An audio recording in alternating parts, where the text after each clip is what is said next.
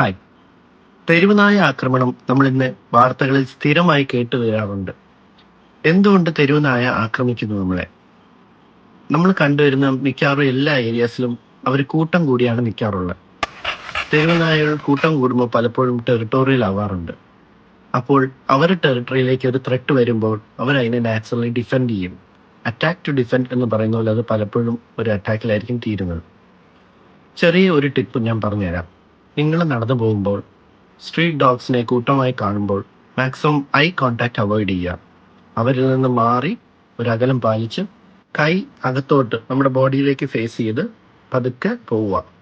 ഞാൻ എൻ്റെ വീട്ടിലെ ഡോഗിനെ നടത്താൻ കൊണ്ടുപോകുമ്പോൾ സ്ഥിരമായി കാണാറുള്ളതാണ്, ആൾക്കാർ നടന്നു പോകുമ്പം യാതൊരു പ്രശ്നവും എൻ്റെ നായി കാണിക്കാറില്ല. പക്ഷെ എതിരെ വരുന്ന ആള് കുറച്ച് പേടിച്ച് അല്ലെങ്കിൽ അവർ കുറച്ച് വെപ്രാളം കാണിക്കുമ്പോൾ അപ്പോൾ ഈ നായയുടെ വിചാരം അവനെ അറ്റാക്ക് ചെയ്യാൻ വരിക അല്ലെങ്കിൽ അവനെ കളിപ്പിക്കുക.